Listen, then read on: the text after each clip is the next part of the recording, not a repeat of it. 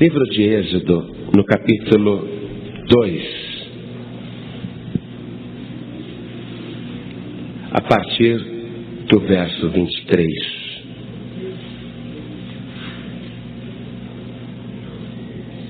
Assim que você achar, vê se ao teu lado tem alguém sem a palavra e mostre para esta pessoa onde nós vamos ler. Êxodo 2, 23. Está escrito o seguinte: E aconteceu, depois de muitos destes dias, morrendo o rei do Egito, que os filhos de Israel suspiraram por causa da servidão e clamaram. E o seu clamor subiu a Deus por causa de sua servidão. E ouviu Deus o seu gemido, e lembrou-se Deus do seu concerto com Abraão, com Isaque e com Jacó, e atentou Deus para os filhos de Israel, e conheceu-os Deus. Amém? Eu vou ler o versículo 24 mais uma vez, porque o povo de Israel está numa situação terrível. Daqui a pouco você vai ouvir sobre isso. Mas nos diz aqui esta palavra que Deus ouviu o seu gemido. Então eu vou reler o versículo 24. E ouviu Deus o seu gemido, e lembrou-se Deus do seu concerto com Abraão, com Isaque e com Jacó, e atentou Deus para os filhos de Israel, e conheceu-os Deus. Amém? Agora eu vou ler mais uma vez, e toda a igreja em seguida vai repetir comigo. Vamos lá. E ouviu Deus o seu gemido, e lembrou-se Deus do seu concerto com Abraão, com Isaque e com Jacó, e atentou Deus para os filhos de Israel, e conheceu-os Deus. Amém? Você crê na palavra? Você crê que esta é a verdadeira palavra de Deus? E quando a gente lê este livro, é Deus falando conosco? E você quer ouvir Deus falar mais ainda com você? Você quer que esta palavra fale diretamente com você?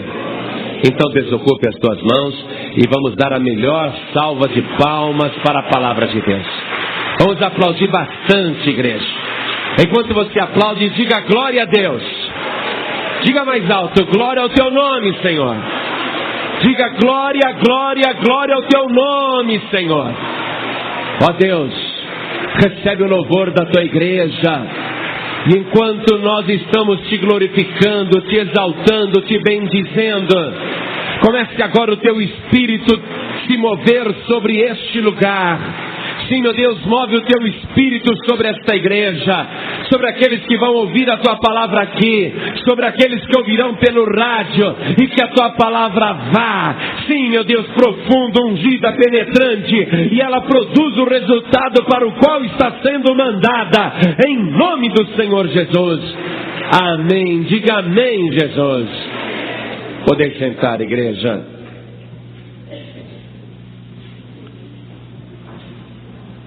Você sabe que o primeiro judeu, ele não era judeu de nascimento, ele era babilônio.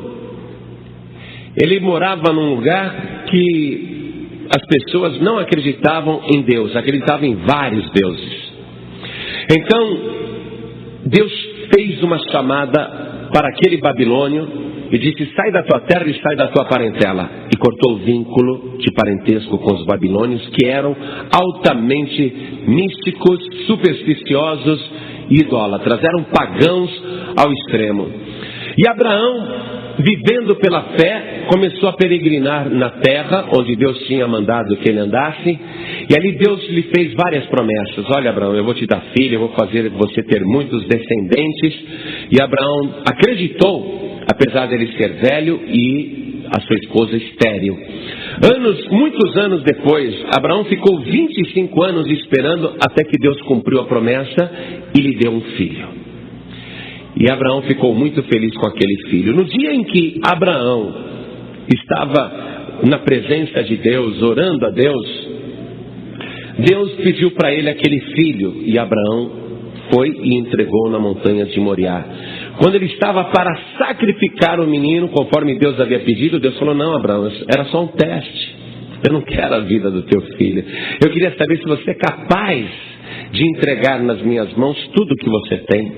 Eu queria saber, Abraão, se você tem fé suficiente para viver a vida que eu estou preparando para você. Eu queria, Abraão, que você também soubesse até onde a tua fé podia te levar. E como você fez o que eu te pedi, não me negou o teu único filho, então eu vou te abençoar. Só para a gente recapitular essa promessa que Deus tinha feito para Abraão, que Deus jurou, falou: olha, eu vou te abençoar muito. Vamos lá para Gênesis capítulo 22, só para lembrar o que Deus prometeu a Abraão no capítulo 22, verso 15. Então o anjo do Senhor bradou a Abraão pela segunda vez desde os céus e disse: por mim mesmo jurei, diz o Senhor, porquanto fizeste esta ação, e não me negaste o teu filho, o teu único, que deveras te abençoarei, e grandissimamente multiplicarei a tua semente como as estrelas dos céus, e como a areia que está na praia do mar. E a tua semente possuirá a porta dos seus inimigos, e em tua semente serão benditas todas as nações da terra, porquanto obedeceste a minha voz. Então, Deus prometeu para Abraão: eu vou te multiplicar, Abraão, muito. Os teus descendentes serão inumeráveis, serão como a areia da praia do mar. Não vai dar para contar de tanto que eu os multiplicarei. De um só, Abraão, de você, eu farei nascer milhares e milhares e milhares que ninguém poderá contar.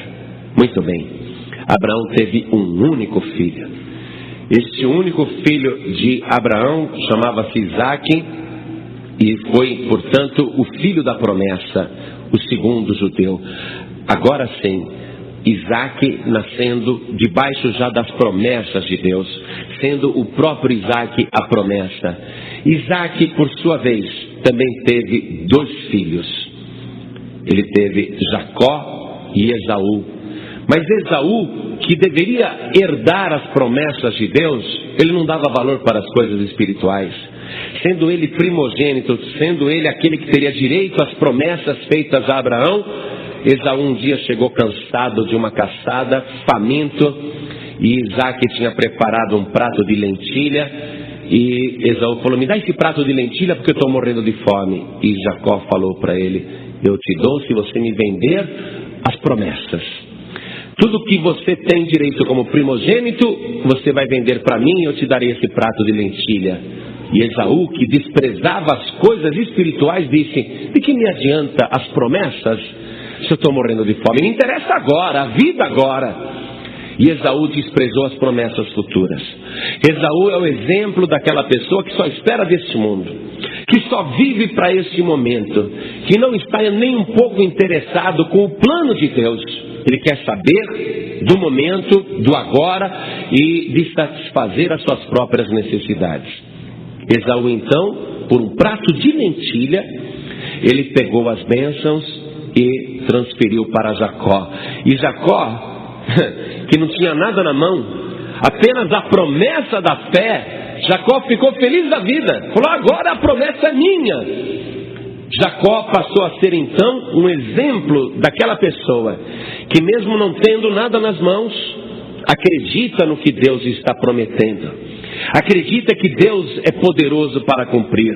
O que a gente vai ver é que Esaú sairá da história e Jacó assume o seu lugar. O que o Senhor Jesus diz a cada um de nós: guarda bem o que tens para que ninguém tome a tua coroa. Quando Deus tem um plano na vida de uma pessoa, quando Deus faz um plano com uma pessoa, Ele quer que esta pessoa acredite na sua promessa. Quer que a pessoa tenha paciência de esperar. Abraão esperou 25 anos para ter um filho, mas o seu neto, o Esaú, não esperou 1 minuto para abrir mão daquilo que Abraão tinha esperado a vida inteira. Você está compreendendo? A vida é assim mesmo. Um espera a vida toda até que Deus cumpra, e outro não tem paciência de esperar, como Esaú, e vendem a coisa por nada. Jesus está demorando para voltar. Ah, Jesus está demorando para me abençoar. Eu acho que nessa igreja não está dando não, viu? Porque eu estou fazendo campanha e não aconteceu nada. E a pessoa desiste da bênção. Ou ela vai para o terreiro, vai para o centro, ou até vai para outra igreja, mas ela perde a bênção, porque não teve paciência de esperar. Qual é a ordem que o salmista dá? Salmo 37, verso 6. Descansa no Senhor e espera nele. Você tem que ter fé para aguardar, tem que ter paciência para esperar, porque eu te digo isso, meu amado, minha amada, preste atenção. Deus te escolheu deste mundo aí fora. Entre milhões e milhões de pessoas, Deus disse para você: sai do mundo, sai deste lugar tenebroso e vem para mim. E você ouviu a voz de Deus e veio. Você foi escolhido, foi escolhida, e Deus fez várias promessas na tua vida. E hoje mesmo Deus vai fazer várias promessas para você. E Deus quer ver a fé do teu coração. Qual é a tua disposição? Você está ouvindo Deus falar contigo, ou você pensa que é da tua cabeça? Você acha que Deus vai cumprir agora, ou que Deus jamais cumprirá? Ou você está tendo fé para dizer, ainda que Deus demore 1, 2, 3, 4, 5, 6, 7 anos, 10 anos, 20 anos, 25 anos, como demorou com Abraão, não importa quanto tempo Deus demore, ou quanto tempo Jesus demore para voltar, eu vou continuar firme olhando para o céu e esperando o cumprimento da sua promessa. Não importa o que aconteça na face da terra, não importa o que o mundo me ofereça, eu continuarei firme nas promessas de Jesus. São pessoas assim que Deus está procurando para fazer grandes coisas. Deus coloca diante de alguém, num determinado momento da sua vida, uma tentação, uma provação. Deus permite que uma cilada seja preparada. Deus já queria definir ali: eu vou mostrar agora para o mundo qual dos dois tem fé na minha promessa. Eu sei que é Jacó, dizia o Senhor, eu sei que é Jacó, mas todo mundo pensa que o Esaú é que vai herdar, mas o Esaú não dá valor para as minhas coisas.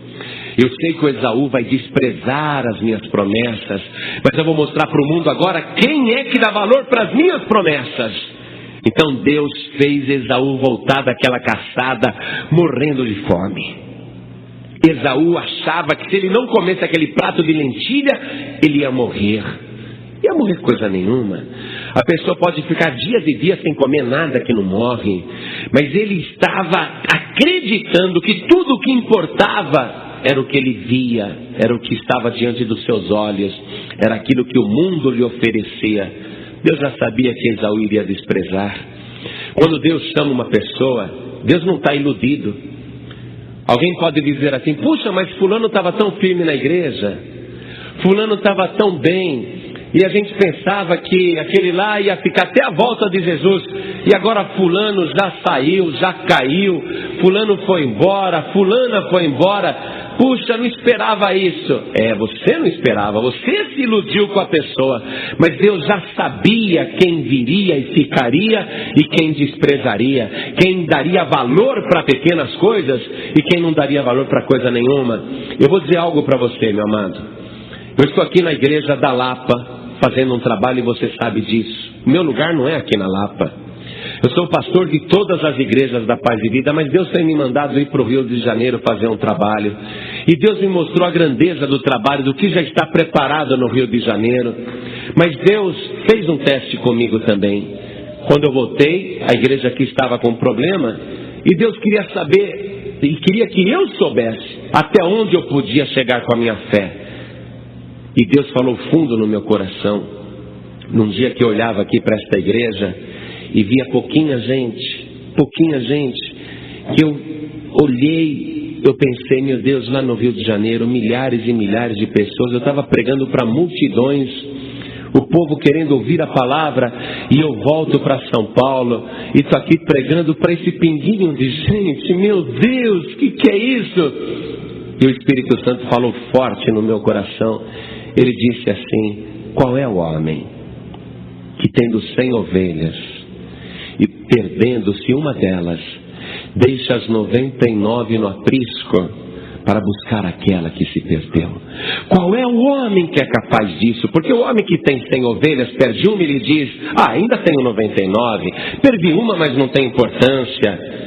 Mas Jesus, ele pergunta: qual é o homem que tendo 100 e uma se perdendo, ele deixa as 99 no aprisco e vai buscar aquela que se perdeu? Qual é o homem que é capaz de fazer isso?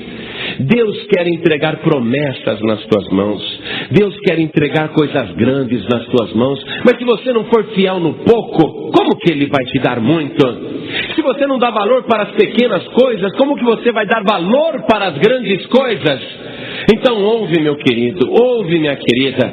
Deus está falando com você também através desta palavra. Talvez você olhe e pense: o que eu estou fazendo aqui? Talvez você, minha querida amiga, minha querida irmã, olhe para cá e diga: o que eu estou fazendo aqui nesta igreja? O que eu estou fazendo aqui nesse lugar? O que eu estou fazendo aqui afinal? E o próprio Espírito Santo de Deus está te respondendo: eu te chamei aqui e estou te colocando aqui porque eu tenho um plano tremendo na tua vida. Você fica na minha presença, continua diante do meu altar e acredite, eu vou fazer coisas tremendas com você.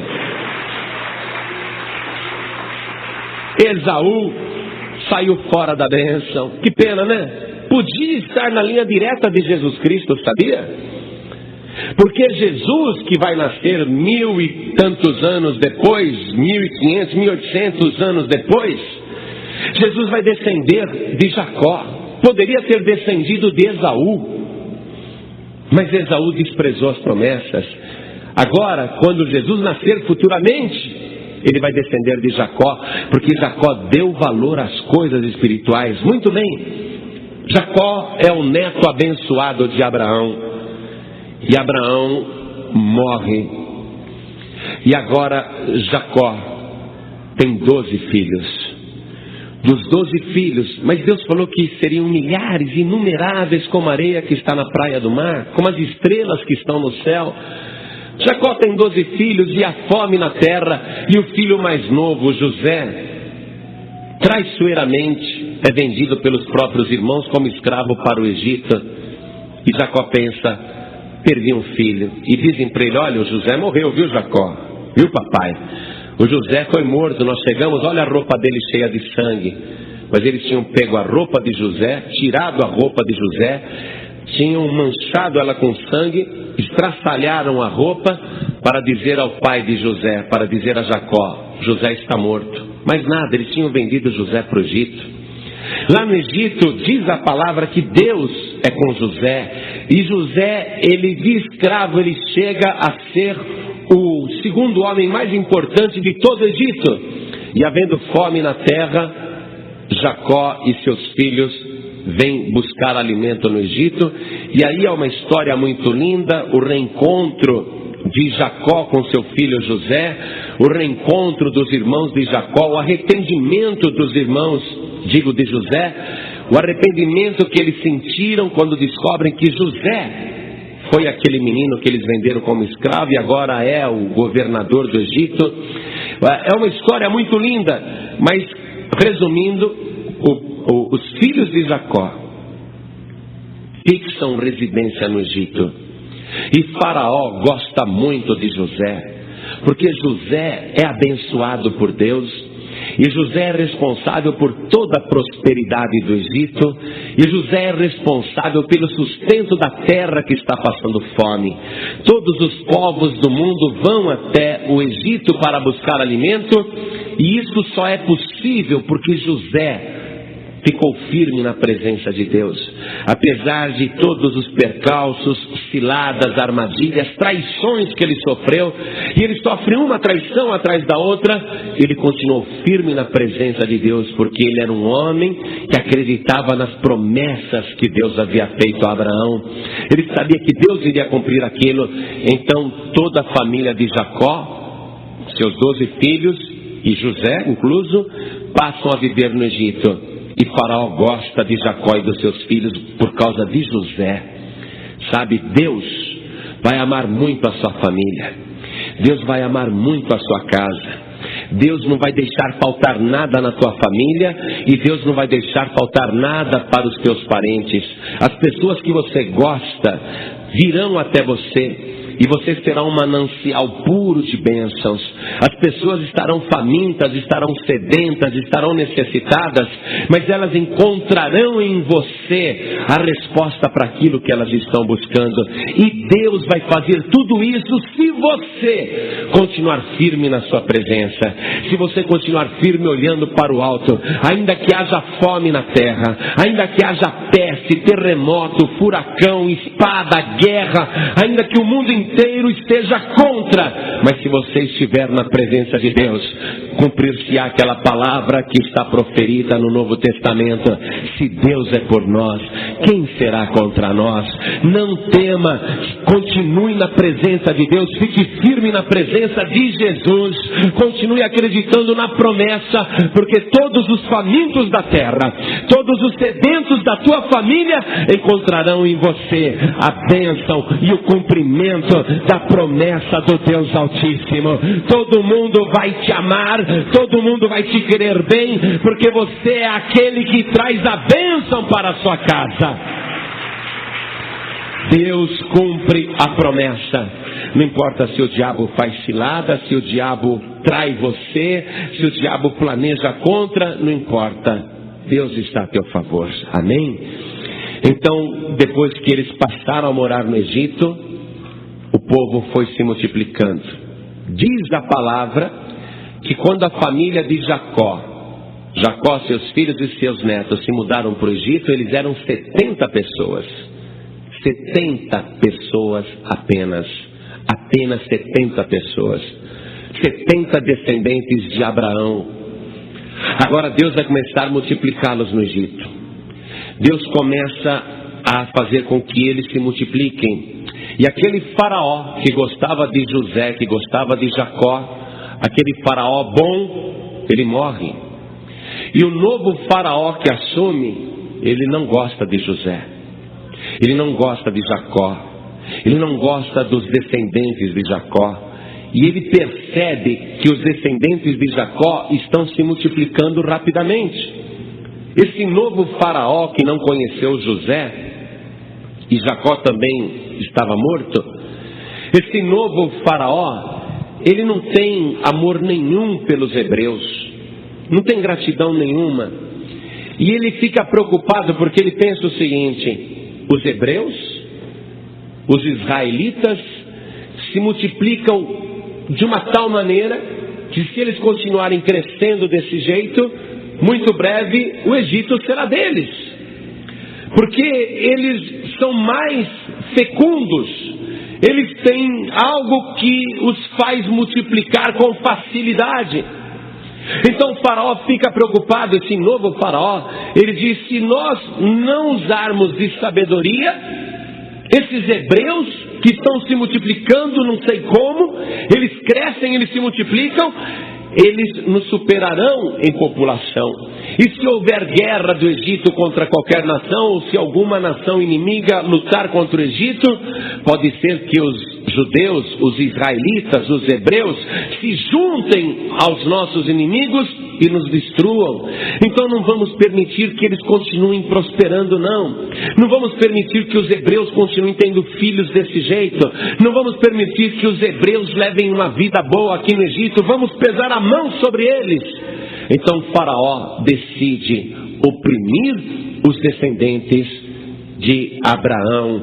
E eu quero que você veja isso que está aqui, livro de Êxodo, agora no capítulo 1, versículo 11. E os egípcios puseram sobre eles, sobre os judeus, maiorais de tributos para os afligirem com suas cargas, e edificaram a Faraó cidades de tesouros, Pitom e Ramsés. E diz aqui que o versículo seguinte: mas quanto mais os afligiam, tanto mais se multiplicavam e tanto mais cresciam, de maneira que se enfadavam por causa dos filhos de Israel. E o versículo 13 conclui: e os egípcios faziam servir os filhos de Israel com dureza. Eles começaram a oprimir os descendentes de Abraão. E o versículo 14 ainda afirma: assim lhes fizeram amargar a vida com dura servidão, em barro e em tijolos, e com todo o trabalho no campo, com todo o seu serviço, em que os serviam com dureza. Aquele povo que era livre acabou se tornando escravo dentro do Egito. Faraó começa a dar para eles obrigações de construir pirâmides, de construir cidades, de construir monumentos. E Faraó manda eles fazerem barro, pisarem barro o dia inteiro, trabalhar na forma do barro, para edificar cidades. E começa a oprimir de uma tal maneira que a vida dos hebreus torna-se insuportável, uma vida dura. E quando eles abrem os olhos, eles estão escravizados dentro do Egito. Pastor, isso já estava previsto? Era possível que Deus, que fez tantas promessas a Abraão, não tivesse visto que isso iria acontecer? Será que esse acontecimento saiu do controle de Deus? Será que Faraó se levantou para escravizar os descendentes de Abraão e Deus não sabia que isso ia acontecer? Deus não podia ter preparado nada? Será que Deus foi pego de surpresa? Eu quero te mostrar que não. Antes mesmo de Abraão ter filho, olha só, antes de Isaac nascer, Deus já tinha mostrado para Abraão tudo o que iria acontecer. Veja que coisa linda, em Gênesis capítulo 15, no versículo 13, está escrito o seguinte: então disse Deus a Abraão, preste atenção porque nós voltamos no tempo, tá?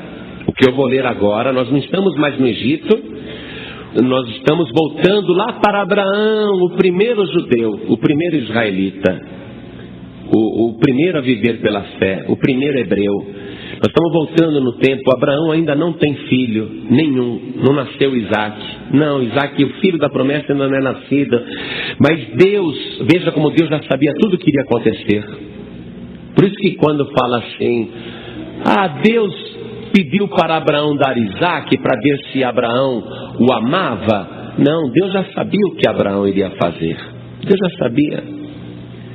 Tanto é que antes de Isaac nascer, Deus já tinha até mostrado para Abraão: olha o que vai acontecer com os teus descendentes no futuro. Veja comigo, está escrito assim: então disse Deus a Abraão: saibas de certo que peregrina será a tua semente em terra que não é sua, e servi-los-á e afligá-la-ão 400 anos. Mas também eu julgarei a gente a qual servirão, e depois sairão com grande fazenda. Olha só, antes que Abraão tivesse Isaac, Deus já está dizendo a Abraão: os teus descendentes serão numerosos, estarão numa terra estranha, serão escravizados e ficarão ali 400 anos. Quer dizer que aquilo que Faraó, que ainda nem nasceu também, esse Faraó mau que vai escravizar o povo, que nem nasceu, que vai ser usado pelo diabo para escravizar o povo de Israel, Deus já sabe tudo o que ele vai fazer. Deus já sabe tudo o que vai acontecer no futuro. O povo vai ficar escravizado 400 anos no Egito. Mas Deus está dizendo a Abraão: não se preocupe, porque depois eles vão sair dali com grandes tesouros, com grandes fazendas. Eu vou reverter toda a situação. Mas Abraão não tem nenhum filho ainda. Então agora, avançando outra vez no tempo e voltando lá para o Egito, a gente vê que isso começou a acontecer. Deus, ele não falha nas suas promessas, e tudo o que está profetizado acontece. Existe uma coisa para acontecer, e esse tempo é agora. Algo que já está profetizado há muito tempo, há muitos séculos, há milênios, está profetizado. E Deus tem tudo planejado, todos os acontecimentos. E Ele avisou tudo o que iria acontecer quando esse grande evento estivesse para surgir na terra, estivesse para acontecer. Ele descreveu até como estaria o mundo quando isso estivesse próximo de acontecer. Deus, Ele sabe tudo o que vai acontecer no futuro. Tudo está no controle de Deus. Nós estamos vivendo uma época, igreja, uma época que já foi profetizada, uma época que já foi prevista, uma época que não é surpresa nenhuma. Tudo o que está acontecendo na terra, você nunca diga, o que é isso que está acontecendo? E você nunca diga, onde é que o mundo vai parar desse jeito? Você nunca diga isso, porque para nós não existe surpresa nenhuma. Aconteça o que acontecer na face da terra, tudo já está profetizado, e tudo que você está vendo acontecer no mundo agora já estava previsto pelo próprio Senhor Jesus, e está escrito nesta palavra. E por que tudo isso está acontecendo? O que esses terremotos, pestes, guerras, fomes, o que essa violência toda está anunciando? Essa violência geral em todo o planeta, o que tudo isso está anunciando? Quais são os avisos que nós estamos recebendo? Deus já profetizou, Jesus já falou: quando todas estas coisas estiverem acontecendo, levantai os vossos olhos para o céu e dê glória a Deus, porque está próxima a vossa redenção. Igreja, Jesus Cristo está voltando, tudo está se cumprindo direitinho. Deus sabe de todas as coisas. Quando nós buscamos a bênção do livramento, o maior livramento vai ser esse: quando você vai ficar livre desse corpo de pecado, quando esse corpo ficar livre das fraquezas, quando esse corpo ficar livre inclusive dessa roupa que você está usando, vai ser a maior bênção de livramento que já houve na face da terra. Um grande mal está vindo sobre o mundo, o anticristo também está se aproximando, os dias da grande tribulação estão chegando. Deus sabe disso, e Deus resolveu dar o livramento para o seu povo. Não se preocupe, nem com o anticristo, nem com grande tribulação, porque Deus já decidiu: você vai ser arrebatado para a glória, você não vai passar por tribulação, o anticristo não vai tocar na tua vida, você vai ficar livre de tudo isso. Você acredita nessa promessa? Muito bem, já está tudo previsto aqui, está tudo previsto nessa palavra.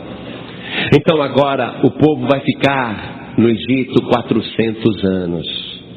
400 anos como escravos. 400 anos sofrendo, amassando barro, morando mal, vivendo mal. Mas é uma coisa interessante. Qual é o plano de Faraó? Não permitir que o povo se multiplique. Qual é o plano desse Faraó malvado? Não permitir que a promessa de Deus se cumpra. Ora, Deus prometeu para Abraão: os teus descendentes serão numerosos como as estrelas dos céus e como a areia que está na praia do mar. É promessa de Deus ou não é? Quando o Faraó falou: não, vamos sobrecarregá-lo para que eles não se multipliquem, o que foi que nós lemos? Quanto mais os afligiam, mais se multiplicava. Quanto mais o Faraó tentava impedir a multiplicação, mais ainda se multiplicavam. Então não tenha medo. Ainda que o diabo tenha dito: essa pessoa não chega lá. Ainda que o diabo tenha dito: a família dessa pessoa não vai ser salva. Ainda que o diabo tenha feito planos para interromper a sua vida, para colocar você numa sepultura, não tema, porque é plano de Deus te multiplicar e te abençoar. E quanto mais o diabo te persegue, mais abençoado você vai ser, porque Deus está contigo. Não tema. Eu não fico preocupado quando eu vejo as coisas ruins acontecendo, porque eu sei que o diabo está aí para isso. É lógico que chateia, a gente fica triste, traição principalmente, ou ciladas, difamação, calúnia, a gente fica triste. Quando a gente vê pessoas traindo mesmo, ou então agindo de uma maneira sem ética nenhuma, puxa, que tristeza que dá. Isso dói no coração, mas mesmo assim não causa surpresa e nem temor. não causa aflição, não causa medo nem preocupação. Ainda que o diabo ele pare lá na porta da igreja e fique dizendo: ninguém mais entra aqui. Ainda que o diabo faça isso, ainda que o diabo se coloque na porta da tua casa e diga: as pessoas desta família, ninguém vai ser salvo, ninguém vai para a igreja. Ainda que o diabo faça tudo isso, não se preocupe. As portas do inferno não podem prevalecer contra a porta que é Jesus Cristo. A casa de Deus vai continuar enchendo, a tua casa vai ser salva, a tua família vai ser abençoada, porque é plano de Deus. Você tão somente continue firme na presença do Senhor. Amém?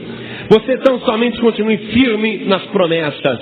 Eu não tenho nada nas mãos, mas eu tenho as promessas de Deus. Eu não preciso ver, porque eu posso crer sem ver. E Jesus disse: bem-aventurados os que não viram e creram. Nós não precisamos de mais nada. Para nós basta a palavra de Deus e aquilo que o Espírito Santo está te falando agora. Acredite, acredite. Você quer o livramento da tua vida? Você quer o livramento da tua família? Você quer o livramento da tua igreja? Acredite, esta bênção Deus já está operando na tua vida. Não adianta o inferno lutar contra, não adianta o diabo se opor, porque Deus está contigo. Não tema, porque o Senhor teu Deus é Deus poderoso e Ele te livrará com mão forte. Operando Deus, quem impedirá?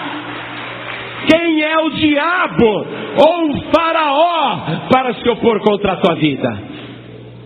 Quanto mais o faraó afligia, mais o povo se multiplicava. Aí o faraó falou: vou fazer uma outra coisa mais grave, porque o povo continua se multiplicando, não está adiantando. E o faraó pensou: os responsáveis pela multiplicação dos hebreus são os homens. Esses homens são férteis, são homens vigorosos. Então, os homens, eles têm que ser mortos ao nascerem. Eles não podem continuar nascendo, não podem mais ter descendente homem. Se eu fizer isso no prazo de 40 anos, eu liquido com eles. Eu não vou permitir que nasça mais um homem na família de Israel. Não vou permitir.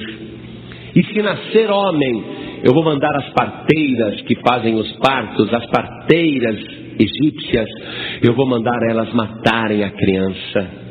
Na hora que a mulher hebreia estiver dando à luz, se for menina, eu deixarei viver, porque mulher sozinha não procria. E se for homem, as parteiras irão matar os bebezinhos. Então o faraó chamou as parteiras egípcias que cuidavam de todos os partos no Egito, chamou as parteiras chefes e deu ordem para que elas dissessem a todas as parteiras do Egito: quando as mulheres hebreias estiverem dando à luz, veja o que nasceu. Se for menina, deixe viver, mas se for homem, mate. E diga para a mãe que a criança nasceu morta. Diga para a mãe que a criança morreu. Estrangule a criança, porque a mulher está lá gritando de dor na hora do parto. Estrangule a criança se for menino. Mas se for menina, pode deixar de ver que nós precisamos de empregadas no Egito. Olha o plano do faraó. Olha o plano maligno. Ele está lutando contra o quê? Contra as promessas de Deus.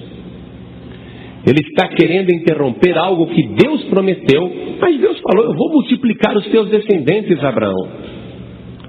E Faraó está querendo interromper a promessa de Deus. Mas diz aqui a palavra. Acompanhe comigo no versículo 17. Estamos em Êxodo capítulo 1, versículo 17. As parteiras, porém, temeram a Deus e não fizeram como o rei do Egito lhes dissera. Antes conservavam os meninos com vida. Então o rei do Egito chamou as parteiras e disse-lhes: por que fizestes isto? Que guardastes os meninos com vida?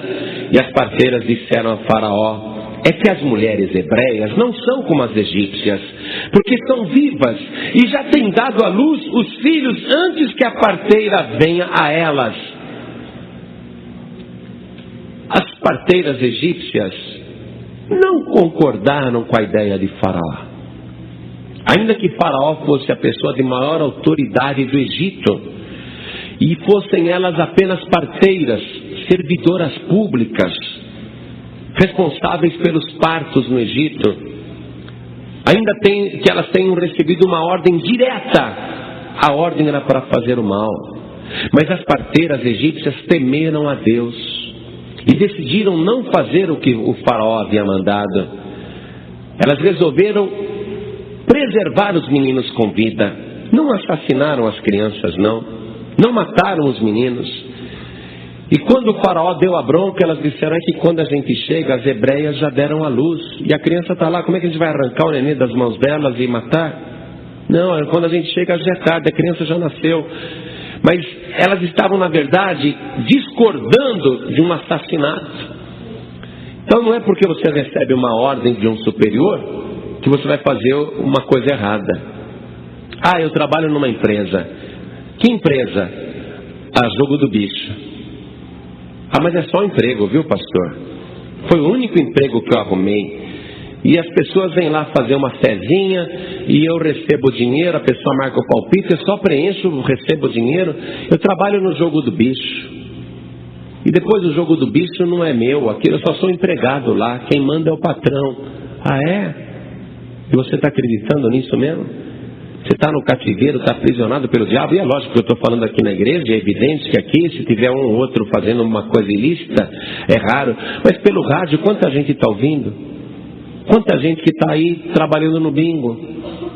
Puxa, eu trabalho no bingo, sabe, pastor? Eu não consegui arrumar outro emprego. Trabalho no bingo, mas eu não sou o dono do bingo. Eu só trabalho aqui no bingo. Foi o único emprego que eu arrumei. E você faz tudo o que eles mandam. Ah, pastor, eu trabalho num bar, sabe? Mas o bar não é meu, não. Só que o meu patrão manda eu servir pinga para os clientes, para os fregueses. Mas não sou eu tenho que obedecer a ordem, né, patrão? Eu tenho que obedecer ao meu patrão. Você acha mesmo? E você está se aprisionando?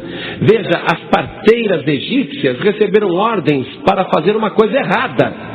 Uma ordem expressa do homem de maior autoridade do Egito: matem os meninos quando nascerem. Mas elas não cumpriram aquela ordem. Você não tem que cumprir coisas erradas. Você trabalha numa firma, num escritório, toca o telefone, você atende, alguém quer falar com o teu patrão, com a tua patroa. Aí o teu patrão, você vai avisar: fulano, o advogado está na linha, o cobrador está na linha, quer falar com o senhor? Ah, diga que eu não estou. Ah, ele mandou dizer que não está, então eu vou lá e digo que ele não está. Mas peraí, está certo isso? O teu patrão manda você mentir, você mente? O teu patrão manda você fazer uma coisa errada, você faz? E você quer ser abençoado ainda? Veja, as mulheres egípcias, as parteiras, elas receberam uma ordem, mas não cumpriram a ordem. Será que o faraó vai castigá-las? Será que elas vão perder a bênção? Acompanhem comigo. Versículo 20. Portanto, Deus fez bem as parteiras, e o povo se aumentou e se fortaleceu. E aconteceu que, como as parteiras temeram a Deus, estabeleceu-lhes casas. As parteiras não obedeceram Faraó, mas foram abençoadas por Deus porque temeram a Deus. E o que aconteceu com elas? Elas prosperaram, tiveram casas, cresceram. Então, meu querido, não entra nessa. Não faça coisas erradas. Não obedeça a ordens erradas. Não faça coisas que vão ferir a tua fé. Não faça coisas que vão contra a palavra de Deus. Mas tema a Deus. Tenha temor de Deus. Eu não vou fazer isso não, que isso está errado. Tema a Deus. Faça a coisa certa, porque Deus vai ver a tua fidelidade e Ele vai abençoar a tua vida. Deus vai te dar uma bênção tremenda. Nenhum mal te acontecerá. Você acredita? Você concorda com isso, sim ou não? Lógico. Mas pastor, se o meu patrão mandar eu contar uma mentirinha de nada, vira para o teu patrão e diga: me desculpe, eu sei que é o Senhor que paga o meu salário, mas acima do Senhor eu tenho um Deus todo-poderoso, que não apenas sustenta a minha vida, mas garante a minha salvação. E eu não posso desagradar aquele que está acima do Senhor, da senhora, que é meu patrão, que é minha patroa. Não me leve a mal. Não que eu esteja desobedecendo, mas pelo contrário, eu estou obedecendo a Deus. Quiser me mandar embora, me mande, mas eu prefiro obedecer a Deus. E sabe o que vai acontecer? O teu patrão e a tua patroa, ao invés de ficarem com raiva de você, eles vão sentir temor no coração. Eles vão saber que você não é um hipócrita. Eles vão saber que quando você dá testemunho, quando a palavra sai da tua boca, a tua palavra é a verdade. Um dia eles vão querer ouvir de você qual é a razão da tua fé. Eles vão ficar tão curiosos a respeito do teu Deus. Que Deus é este que você serve, que você obedece? Que Deus é este que você tem tanto temor? E eles vão acabar também temendo a Deus, e através de você, a casa do teu patrão, a casa da tua patroa serão salvos, serão abençoadas, e Deus, em recompensa à tua fidelidade, Ele vai multiplicar as bênçãos sobre a tua vida. Amém? Você tem que ser fiel a Deus. Importa obedecer a Deus e não aos homens. As parteiras egípcias prosperaram e tiveram casas estabelecidas. Quando você quer livramento, você tem que estar na direção de Deus. Se Deus falar para você, não sai do caminho, porque aqui é seguro. Não sai da minha casa, porque aqui é seguro. Aí você sai do caminho, você sai da casa de Deus, e as coisas ruins te acontecem, e você acha que a culpa é de quem? Se você quer livramento, você tem que estar na casa de Deus. Amém, igreja? Se você quer livramento, você tem que estar no caminho seguro. Se você vai para o centro da cidade e alguém te avisa, olha, não passe por essa rua, porque aqui está cheio de assaltante e até assassino. Não passe por esta rua. Vá pelo caminho seguro, vá por aqui, ó. Está vendo? Vá por aqui que é o caminho seguro. Aí você diz, não vou por esse caminho, eu quero ir por aqui. E você vai pelo caminho perigoso. Aí você é assaltado, aí você é espancado, aí você é ferido, e você vai reclamar porque isso aconteceu. Não adianta a pessoa ficar pedindo livramento e estar fora da casa de Deus. Não adianta a pessoa ficar reclamando por livramento e estar fora da vontade de Deus. E eu vou te mostrar uma coisa. Sabe por que o povo de Israel também está caindo na escravidão? Porque nesse tempo que eles moraram no Egito, eles começaram a adorar os deuses do Egito. Ao invés deles ficarem adorando o Deus de Abraão, o Deus invisível, o Criador do céu e da terra, o Deus responsável por eles existirem, porque se Deus não tivesse gerado Isaac, esses descendentes não existiriam. Então eles deviam estar adorando aquele que gerou a sua vida, que gerou cada um deles. Mas sabe o que eles fazem?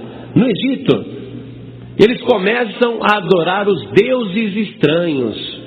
Começam a acreditar naquele ocultismo que existe no Egito. Eles começam a se tornar místicos, começam a fazer igual aos egípcios. Eu vou provar isso agora na palavra de Deus. Eu quero que você acompanhe comigo na palavra de Deus, uma palavra muito forte que Deus acaba falando, e é uma palavra de vitória, mas ao mesmo tempo é uma palavra de dor, porque o povo de Israel, morando no Egito, os descendentes de Abraão, eles abandonam a Deus. Veja em Ezequiel, profeta Ezequiel, capítulo 20, versículo 5. Veja, Deus está usando o profeta Ezequiel para contar sobre aquela escravidão no Egito. Por que Deus permitiu a escravidão? Porque Deus também já sabia que o povo que descenderia de Abraão iria se desviar dele, iria servir a falsos deuses. Ezequiel capítulo 20, verso 5, está escrito assim: e diz-lhes, assim diz o Senhor Jeová, No dia em que escolhi a Israel, levantei a minha mão para a descendência da casa de Jacó, e me dei a conhecer a eles na terra do Egito, e levantei a mão para eles, dizendo: eu sou o Senhor vosso Deus. Naquele dia levantei a mão para eles, para os tirar da terra do Egito, para uma terra que tinha previsto para eles, a qual mana leite e mel, e é a glória de todas as terras. Então lhes disse: cada um lance de si as abominações dos seus olhos, e não vos contamineis com os ídolos do Egito. Eu sou o Senhor vosso Deus. Mas rebelaram-se contra mim e não me quiseram ouvir. Ninguém lançava de si as abominações dos seus olhos, nem deixava os ídolos do Egito. Então eu disse que derramaria sobre eles o meu furor, para cumprir a minha ira contra eles no meio da terra do Egito. Está vendo? Você está vendo aqui que o povo está em escravidão porque não deu ouvidos a Deus, porque começaram a adorar os deuses e os ídolos do Egito. E mesmo Deus dizendo: não façam mais isso, eles continuavam fazendo. Então Deus permitiu que eles ficassem à mercê de Faraó. Aquela escravidão estava prevista, porque Deus sabia que os descendentes de Abraão iriam adorar os deuses falsos do Egito. Você sabe que até hoje tem gente que acredita em pirâmide? É verdade ou não é? Tem gente que carrega uma pirâmide no pescoço. Tem gente que acredita no poder das pirâmides. Tem gente que coloca uma pirâmide pequenininha dentro de casa, na estante. Tem gente que em escritório tem uma pirâmide em cima da mesa, porque a pessoa acredita nas coisas do Egito, acha que a pirâmide tem energia, que a pirâmide tem poder. Você sabia que a pirâmide nada mais é do que uma sepultura? Que a pirâmide não tem energia nenhuma, não tem vida nenhuma? Que a pirâmide é um monumento à morte? Que a pirâmide é um monumento à superstição? Você sabia que o faraó mandava construir uma pirâmide enorme para lhe servir de sepultura? E ele era sepultado ali com vários escravos vivos que levavam todos os seus tesouros. E o faraó acreditava que ele iria reencarnar, por isso que ele precisava dos tesouros dentro da pirâmide, para que quando ele reencarnasse, ele pudesse aproveitar aquelas riquezas. A pirâmide é um monumento ao erro. As pessoas acreditam em reencarnação. As pessoas acreditam que vão gozar dinheiro desse mundo numa outra vida. A pirâmide é um símbolo do erro. E tem gente acreditando em pirâmide, acreditando nos ídolos do Egito. E Deus disse para Israel: não acreditem nessas coisas, mas eles acreditaram. Quando você dá ouvidos a Deus, você é livre do mal. Mas quando você não dá ouvidos a Deus, o mal te apanha. Não adianta você continuar clamando a Deus e adorando ídolos. Talvez você não adore os ídolos do Egito, mas tem ídolos lá na tua casa que você reverencia. Ah, pastor, aquilo é só uma lembrancinha, é só uma imagem. Ah, é? Por que você, quando passa na frente, faz até o sinal da cruz? Você pensa que aquele ídolo tem algum poder. Você está deixando de servir o Deus Todo-Poderoso, que está dizendo para você: não faça tal coisa, lance esta abominação. Sabe o que é abominação? Lance esta coisa maldita diante dos seus olhos. Não te inclines diante dela, não adore imagem nenhuma. Deus diz, Êxodo 20, leia, Êxodo 20. Deus diz: eu sou o Senhor vosso Deus. Não farás para ti imagem alguma de escultura, nem semelhante ao que existe em cima nos céus, nem na terra, nem nas águas debaixo da terra. Não te inclinarás diante delas e nem as servirás. Eu sou o Senhor vosso Deus. Mas não adianta Deus falar, né? Não adianta. A pessoa continua com aqueles ídolos. Os ídolos que servem de laço, que são verdadeira abominação. Deus diz: não adore tal imagem. Eu sou Deus zeloso, eu sou Deus ciumento. Ah, eu faço misericórdia em milhares aos que me amam, mas aos que me aborrecem eu castigo muito, porque Deus permite que o mal venha sobre estas pessoas. Então aqui Deus está dizendo por que lá no Egito o povo está sendo oprimido, por que o faraó está conseguindo escravizá-los. Sabe por quê? Porque eles se fizeram escravos. Eles começaram a adorar as pirâmides, começaram a adorar os deuses do Egito. E agora Deus está dizendo: rebelaram-se contra mim e não me quiseram ouvir. Ninguém lançava de si as abominações dos seus olhos, nem deixava os ídolos do Egito. Então eu disse que derramaria sobre eles o meu furor, para cumprir a minha ira contra eles no meio da terra do Egito. E olha o que Deus diz aqui, isso é muito sério, viu? Pastor, Deus, Ele vê uma pessoa no erro, na idolatria, Deus derrama o furor. Por que Deus faz isso? Por ódio? Não, Deus faz isso por amor. Pode parecer contrassenso, mas é por amor. Veja o versículo 9. Nós estamos em Ezequiel 20, verso 9. O que fiz, diz Deus, foi por amor do meu nome, para que não fosse profanado diante dos olhos das nações, no meio das quais eles estavam, a cujos olhos eu me dei a conhecer a eles, para os tirar da terra do Egito. Deus faz isso por amor. Porque se você fica adorando um ídolo e continua adorando a Deus, se a tua vida for abençoada, você vai dizer: é o ídolo que está me abençoando. É esse ídolo é de Deus, porque eu peço para esse ídolo e o ídolo me atende, a imagem me atende. Então Deus não abençoa mesmo. Deus não permite que esta pessoa seja feliz. Deus não permite que esta pessoa continue livre, porque senão ela vai dizer que é o ídolo e o ídolo é de Deus. E Deus não dá a glória dele para ninguém, amados. Deus, Ele não permite que a pessoa vivendo no erro seja abençoada. Ele não permite que a pessoa vivendo na idolatria seja feliz. Por isso, se você quer ter a tua vida livre, se você quer o livramento, você tem que se livrar dos ídolos. Você tem que se livrar das abominações. Você tem que se livrar das superstições. Tem que parar até com esse negócio de horóscopo, 0900, consulta cartomante. Precisa parar com esse negócio. Tudo isso desagrada a Deus. Ao invés de você ficar consultando os astros, ao invés de ficar pedindo teu mapa astrológico, acreditando em besteiras, acreditando que um planeta pode influenciar o teu destino, acreditando que algum planeta tem poder sobre a tua vida. Ah, eu sou de lua, viu? Quem rege a minha vida é a lua. Conforme a lua está, eu estou. Que pena que eu tenho de você. Eu não dependo de lua, eu não dependo de Marte, eu não dependo de Júpiter, eu não dependo de astro, nem de estrela. Eu dependo do Deus Todo-Poderoso, que criou os astros, que criou a lua, que criou o céu, que criou o sol, que criou as estrelas. Eu dependo de Deus. Deus quer pessoas que tenham compreensão. Deus não quer pessoas presas na superstição. Porque como que uma pessoa vai se tornar livre se a mente dela está escravizada?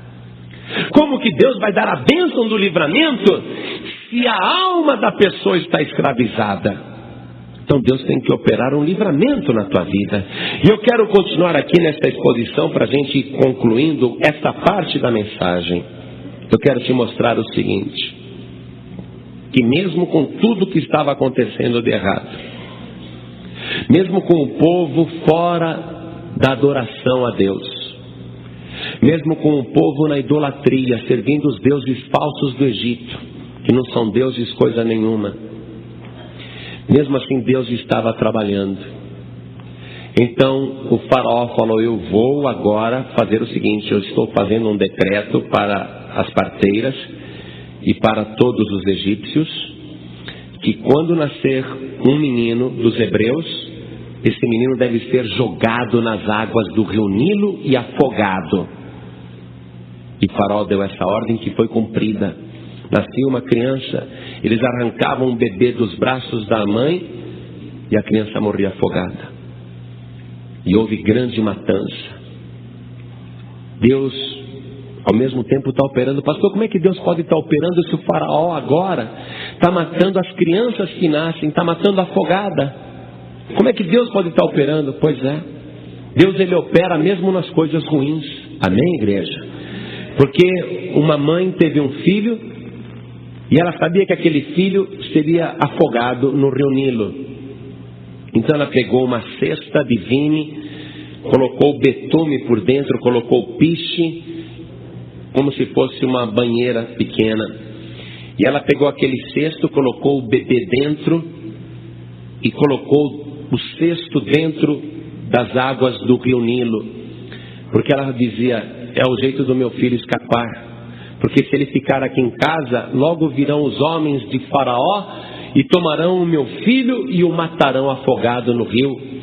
Então eu vou colocá-lo num cesto, porque eu quero que ele escape daqui. Quem sabe ele vai parar na casa de alguém e alguém toma conta dele. E ela pega o filho recém-nascido, coloca dentro daquela cesta e pede para sua filha, a filha mais velha: Miriam, agora eu vou colocar a cesta no rio, com o bebê dentro, mas vai acompanhando para mim, para ver se vai estar tudo bem, se alguém vai pegar a criança, porque eu não quero colocar a criança na água e ela fica lá, perdida, dias e noites. Não, vai acompanhando de longe, para ver se alguém vai pegar o meu filho, se alguém vai adotar o meu filho. Então ela colocou a cesta nas águas do rio Nilo, e a cesta foi flutuando, e a Miriam foi pela margem, acompanhando. A Miriam ia olhando: meu irmãozinho está lá, eu preciso acompanhar para ver se alguém vai pegar, se alguém vai adotar, se alguém vai achá-lo, se alguém vai se interessar. E Miriam vai acompanhando, e justamente ali, olha como Deus está trabalhando. No rio Nilo havia uma residência imperial, uma residência do faraó, e a filha do faraó usava a praia. A casa ficava à beira do rio Nilo, aquela mansão, e ela usava ali para se banhar. E ela justamente estava se banhando, a filha do faraó estava se banhando, quando ela viu a cesta passando. E ela pediu para uma escrava: o que é aquilo? Pegue para mim. E quando puxaram a cesta e ela abriu, estava lá o bebezinho chorando. E ela falou: puxa, é um bebezinho dos hebreus. Alguém colocou ele para escapar da morte, e eu vou adotar essa criança. Essa criança vai ser minha, a filha do faraó. Olha como Deus dá o troco. Olha como Deus trabalha. Você queria matar os meus descendentes? Você queria acabar com a minha promessa? Eu vou usar a tua filha agora para abençoar o meu povo. Eu vou usar a tua filha, faraó, para reverter essa situação.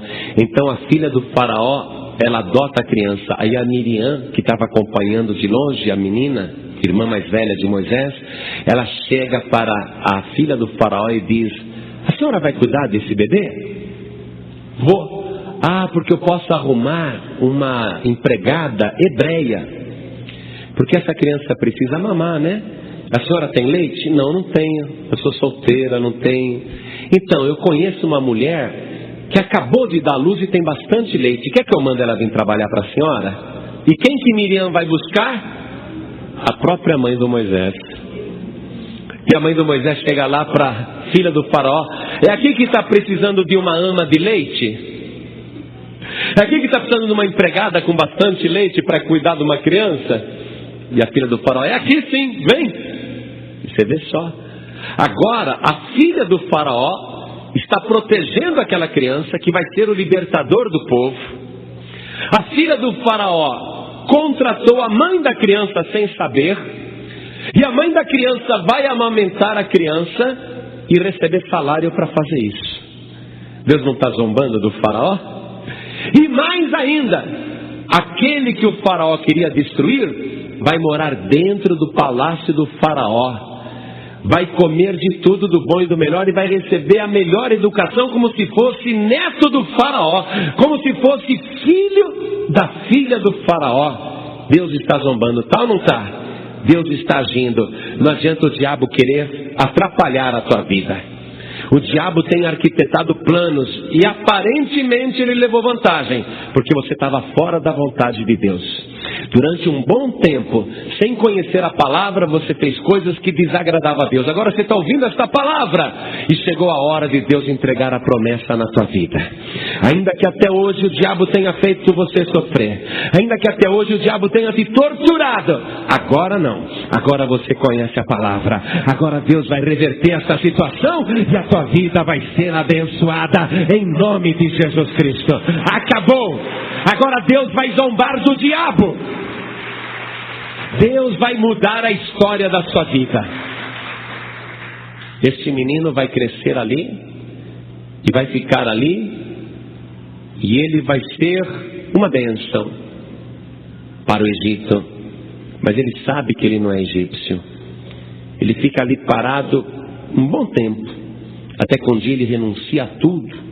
Ele renuncia a tudo. Veja o caminho que Deus percorre para dar uma bênção do livramento. Deus quer livrar o povo, mas o povo tem que se voltar para Ele.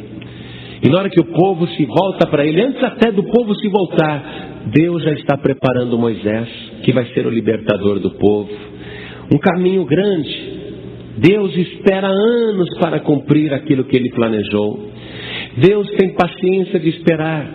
Moisés se torna um homem, e quando ele já está homem, o povo de Israel se arrepende. Veja aqui comigo, que foi aquilo que nós lemos em Êxodo capítulo 2, versículo 23. Moisés já é homem grande, já saiu do Egito, já renunciou ao cargo de faraó, ele não quer ser faraó.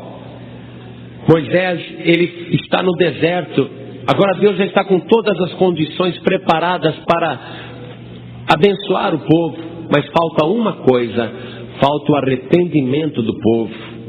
E agora o povo se arrepende. Êxodo 2:23, nós lemos isso. E aconteceu depois de muitos destes dias, morrendo o rei do Egito, que os filhos de Israel suspiraram por causa da servidão e clamaram, e o seu clamor subiu a Deus por causa de sua servidão. E ouviu Deus o seu gemido, e lembrou-se do seu concerto com Abraão, com Isaque e com Jacó. E atentou Deus para os filhos de Israel, e conheceu-os Deus. O que a gente percebe aí nessa leitura? Que o povo se volta para Deus. O povo clama a Deus.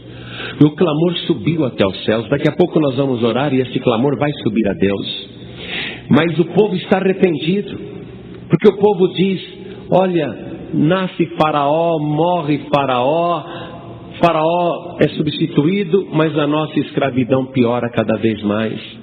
A gente fica adorando as pirâmides, mas a nossa vida não melhora. A gente fica adorando os ídolos do Egito, mas a nossa vida não melhora. Esses deuses do Egito não valem nada, não melhoram a nossa vida, continuamos escravos. Aí o povo se arrepende das coisas que estava fazendo. O povo começa a clamar a Deus, a suspirar, a buscar o verdadeiro Deus. Quando a pessoa quer a bênção do livramento, tem que ser desta maneira.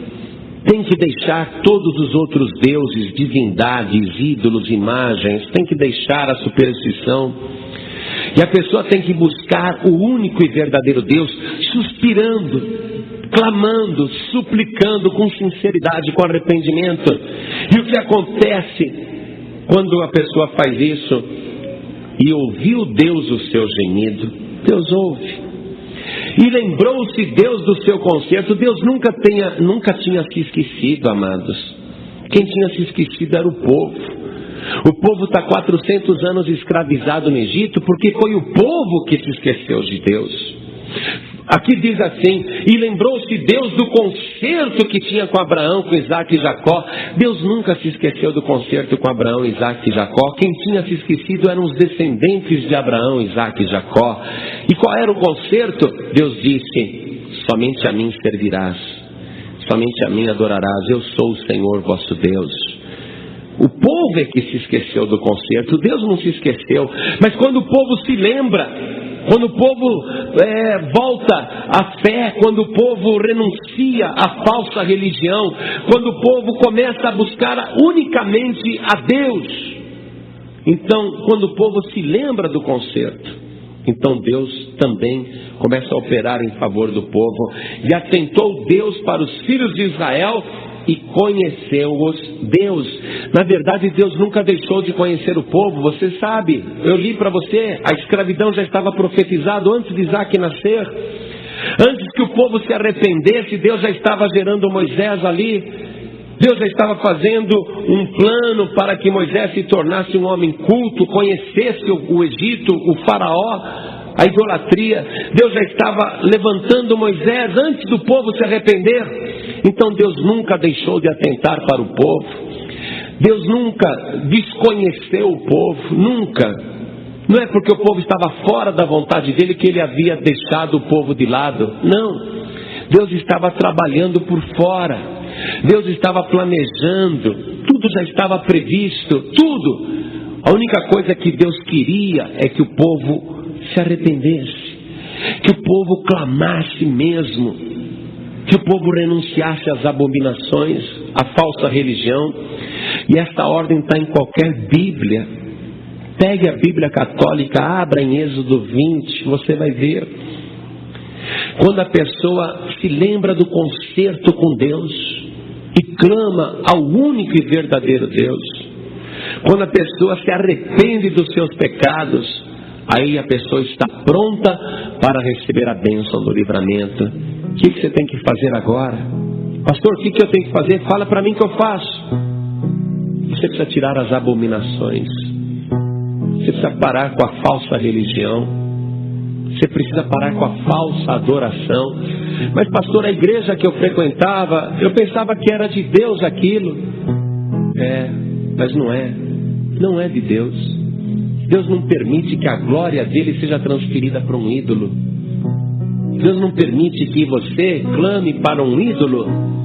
E Deus não vai te abençoar para que você não diga, foi o ídolo que me abençoou. Deus não dá a glória dele para ninguém. E a única coisa que Deus quer para te dar o livramento e dar o livramento para a sua família é que você se lembre do concerto com Ele. Que você se lembre que Ele é o único e verdadeiro Deus. E que Ele tem um único intermediário entre você e Ele. Não é José, não é Maria, não é Pedro, não é Paulo, não é Tadeu. Só existe um intermediário entre Deus e você, é Jesus Cristo. Esse é o concerto. Se você não sair fora das abominações, você não vai ter livramento, não vai ter mesmo. Porque Jesus disse assim, se o Filho vos libertar, verdadeiramente sereis livres. Maria não vai te livrar, nem agora, nem na hora da tua morte. Não vai mesmo. Eu amo Maria, gosto de Maria, mas jamais orei para Maria. Jamais dirigi na minha vida, graças a Deus, uma prece para qualquer pessoa que não fosse Deus. Nunca pedi nada para um santo. Nunca ajoelhei na frente de um ídolo. Nunca. Meus joelhos jamais se contaminaram. E Deus quer que você tire fora as abominações. Deus quer que você se lembre desse concerto, porque senão o faraó deste século, que é Satanás, vai continuar oprimindo a tua vida. Vai continuar te mantendo em escravidão, com trabalho pesado, sem fruto. Você vai continuar levando uma vida indigna. Vai continuar preso no vício, no pecado, vivendo mal, morando mal, se vestindo mal, se alimentando mal, dormindo mal, vivendo mal. Você precisa sair dessa escravidão. E só Jesus pode te libertar. Amém? Só Jesus pode te dar o livramento. Você tem que renunciar às abominações. Quando o povo se lembrou do concerto, os deuses do Egito não nos ajudam. A religião do Egito não resolve o nosso problema. Estamos de mal a pior. Mas como que nós éramos felizes antes? Por que nós éramos felizes? Porque Abraão, o primeiro de nós, adorava o único e verdadeiro Deus. Nós temos que buscar o único e verdadeiro Deus. Se lembraram do concerto. Existe agora um novo concerto. Existe agora um novo testamento. O concerto quer dizer o seguinte: aqueles que buscam a Deus através de Jesus Cristo são salvos. Jesus disse assim: eu sou o caminho, a verdade e a vida. E ninguém vem ao Pai a não ser por mim. Jesus é o único caminho, é a única verdade, é a única vida. Note que eu não estou te propondo religião, não. Não estou te propondo igreja, não. Eu estou te declarando o conserto de Deus. A única maneira de você ser livre, de você ter acesso a Deus, de você ser abençoado e a tua família ser livre, é através de Jesus. O mesmo Evangelho diz assim: crê no Senhor Jesus Cristo e será salvo tu e a tua casa. Não tem outro jeito. Você tem que renunciar às abominações e tem que se lembrar deste conserto. O único caminho para Deus é Jesus. E para eu chegar em Deus, eu tenho que chegar em Jesus, porque Ele disse: ninguém vem ao Pai a não ser por mim. Quando você chega em Jesus, você já está no Pai, porque Ele disse: eu e o Pai somos um só. Se você quer a bênção do livramento, tem que se lembrar disso. Tem que se arrepender dos seus pecados. Tem que declarar que Jesus Cristo é o teu único Salvador. Tem que entrar no caminho reto e seguro. Se você está fora do caminho, você tem que entrar no caminho novamente. Se você estava no caminho e saiu, você tem que voltar para o caminho.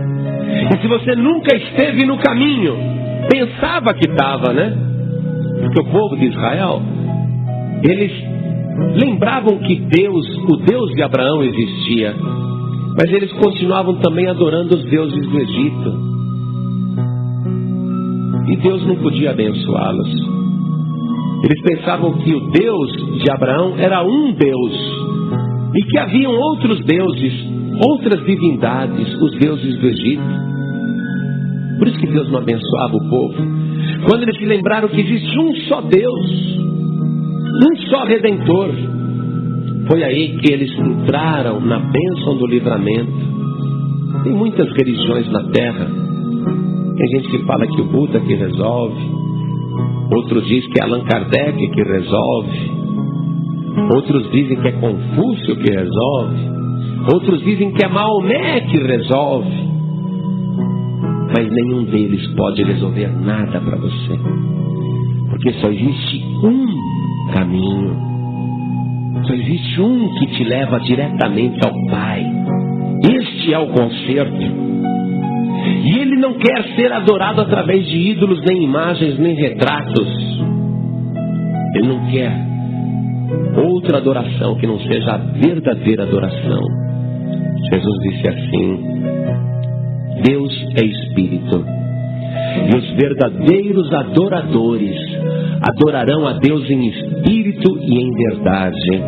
Deus não quer adorador que para adorá-lo tem que ver uma imagem, que nem dele é, porque ninguém viu Deus, ninguém viu Jesus, ninguém sabe como Jesus era. E a pessoa fica querendo adorar a Deus através de um ídolo, essa pessoa não vai ser livre nunca. Deus é Espírito. E importa que os verdadeiros adoradores o adorem em espírito e em verdade. Esse é o conserto. Ainda que alguém pudesse saber como era Jesus, a palavra de Deus diz assim: não farás para ti coisa alguma semelhante ao que existe em cima nos céus, nem embaixo na terra. Não fará imagem de escultura semelhante ao que existe em cima nos céus. Não te inclinarás diante delas, nem as servirás. Ainda que alguém pudesse fazer uma imagem semelhante a Jesus, a palavra está dizendo: não se ajoelhe diante dessas imagens, não adore essas imagens. Eu sou o Senhor vosso Deus. Esse é o conserto. Os verdadeiros adoradores adoram a Deus em espírito e em verdade. Os verdadeiros adoradores só têm um jeito de ser salvos e de ser libertos, é através do único caminho. Jesus disse: eu sou o caminho, a verdade e a vida. Ninguém. E quando eu ouço esse ninguém, eu não entendo como que você pode continuar nessa vida. Como é que você pode continuar adorando ídolos? Como é que você pode estar orando para outra pessoa? Jesus disse: e ninguém vem ao Pai a não ser por mim. Ninguém. Te ensinaram que você pode ir ao Pai ou a Jesus através de Maria? Que pena que você acreditou nisso. Isso não é conserto de Deus, isso é conserto do homem. Isso é o homem que ensina. Jesus está dizendo: ninguém vem ao Pai a não ser por mim. Ninguém. Ninguém. Você não vai para o céu se não for através de Jesus. Nem você, nem ninguém. Nem você, nem ninguém vai ser salvo se não for através de Jesus. Então você tem que entregar sua vida para Jesus agora, se você quer entrar no concerto de Deus.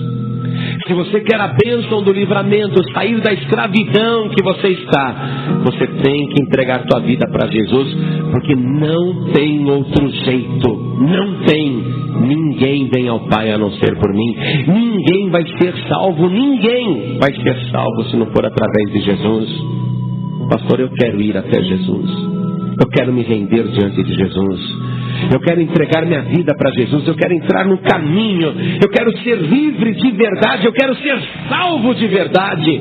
O que eu faço, pastor? Se você quer, então levante a tua mão direita assim bem alto. Você que quer entregar a tua vida, ergue tua mão bem alto. Ergue tua mão. Você que quer entregar a tua vida para Jesus. Muito bem. Agora vocês que ergueram as mãos, venha aqui na frente que eu vou orar com vocês. Venha para cá. Isso, venha. Venha do jeito que você está. Vamos aplaudir o Senhor Jesus. Venha. É a melhor decisão da tua vida. Você vê, uns saem de um lado, outros saem do outro, mas se encontram num caminho só. Porque só tem um caminho. Agora você que está aqui, olha bem. Os filhos de Abraão, os descendentes de Abraão, eles começaram na bênção, mas foram escravizados pelos deuses do Egito, pela superstição do Egito. E eles acabaram aprisionados. Eu sei que aqui dentro tem pessoas que já conhecem a palavra, já conheceram até a bênção. Eu sei que tem gente aqui que até já se batizou nas águas, mas você saiu lá fora no Egito e você se deixou escravizar novamente. Eu sei que tem pessoas aqui que estão nessa situação e você tem que voltar, tem que se arrepender, tem que clamar a Deus. Você quer a bênção do livramento? Então você tem que clamar a Deus. Deus estava operando, mesmo com o povo fora da obediência. E quando o povo clamou, Deus ouviu. E Deus começou a operar a bênção do livramento. Mesmo você estando fora da presença de Deus, Deus estava agindo na tua vida. Mesmo quando você voltou para o mundo, Deus estava agindo na tua vida. E hoje Deus está entregando essa palavra para você pedir perdão, para você se arrepender, para você voltar. Então, eu não quero que você perca a tua bênção. Você quer o livramento da tua vida? Você quer o livramento da tua família? Crê no Senhor Jesus e será salvo tu e a tua casa. Fica na presença de Deus e você vai ser abençoado. Mas preste atenção. Você não vai consertar a tua vida aí no teu lugar onde você está. Você vai vir aqui na frente orar a Deus, arrependido, arrependida. E você vai orar a Deus diretamente em nome de Jesus. Nós vamos orar juntos e Deus vai te abençoar. Eu não quero que você chegue aqui na frente para me contar o teu pecado. Eu não quero. Já bastam os meus pecados. Eu não quero que você chegue aqui na frente e confesse para a igreja o que você fez de errado. Não, não. Eu quero que você venha aqui na frente para se render a Deus, ao único e verdadeiro Deus, para pedir perdão dos teus pecados diretamente a Deus através do sangue de Jesus e receber a bênção do livramento. A palavra está falando com você. Você que já conhece a palavra, mas sabe que você andou fora da presença de Deus. Você estava no caminho seguro, mas você, por um tempo, andou pelo caminho perigoso. Por isso coisas ruins te aconteceram. Agora você está sendo chamado para voltar ao caminho seguro, para voltar mesmo ao caminho seguro. E você precisa vir aqui na frente. Então não fique no teu lugar. Saia do teu lugar agora e vem para cá, porque nós vamos orar. E Deus vai abençoar a tua vida. Venha. Venha, porque Deus tem um plano para cumprir com você. Oh, glória, venha. Oh, ricalamasuri misuri candalas. Orimissuri inicia, turistila malás. Venha do jeito que você está. Deus tem um plano para cumprir na tua vida. Deus tem uma obra para fazer com você. E você tem que vir aqui na frente, pedir perdão e clamar a Deus e dizer: Senhor, meu Pai, me perdoa. E Ele vai fazer a obra na tua vida. Sabe o que o Espírito Santo me diz? Para fazer mais um convite para você. Porque o Espírito Santo está dizendo que você tem que sair do teu lugar e vir aqui na frente e consertar a tua vida. Então venha já. Porque não é homem que está te chamando. Não é homem que está te chamando. É o Espírito Santo que está dizendo: venha. Oh glória. Oh glória. Isso, venha. Oh glória, que coisa tremenda. Oh glória, isso, venha. Que coisa linda. Como Deus te ama. Hoje vai acontecer o milagre do livramento. Você é capaz de dobrar o teu joelho comigo aqui na frente? Coloque a mão direita sobre o teu coração. Feche os teus olhos. Ore comigo, meu Deus e meu Pai.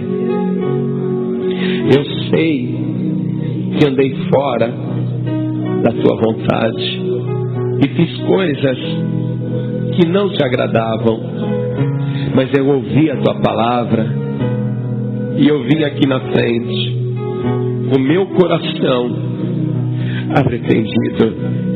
Estou clamando a ti. Ouve, Senhor, a minha oração e perdoa os meus pecados.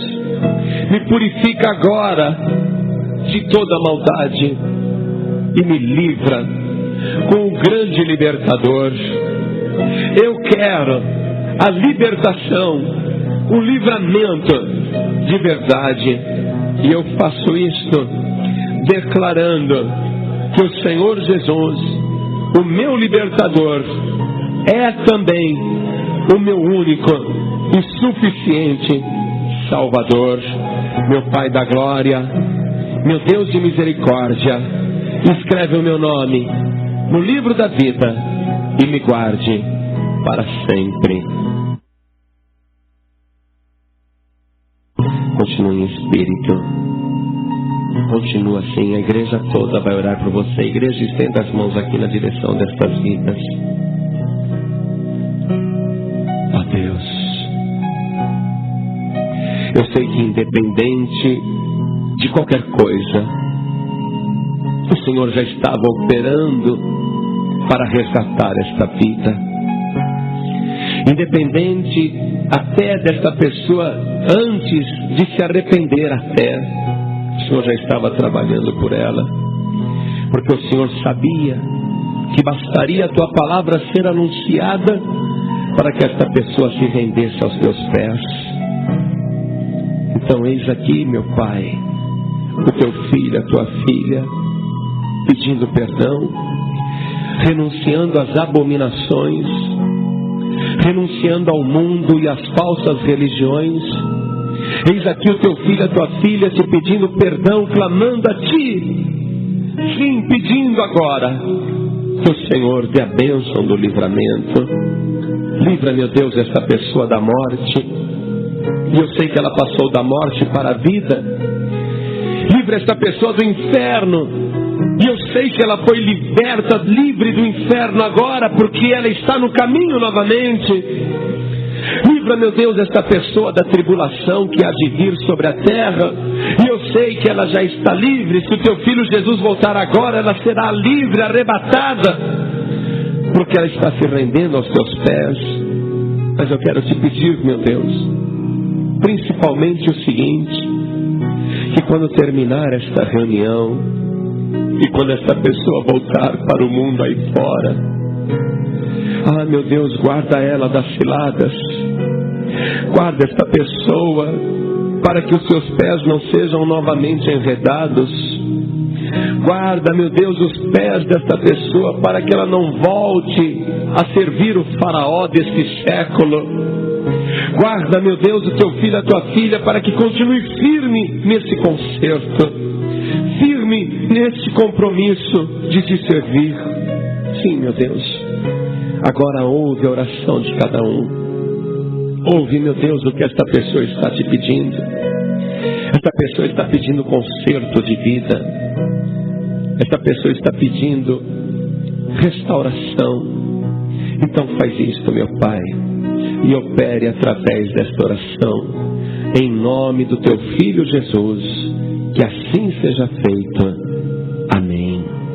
Amém. Levante-se agora do teu lugar, ergue as tuas mãos aos céus, faça assim com as mãos e diga: eu estou livre. Deus me livrou. Nenhum mal pode me prender, porque eu fui liberto pelo sangue de Jesus. Amém? Graças a Deus. Vamos dar uma salva de palmas para o Senhor. Diga amém, Jesus. Graças a Deus.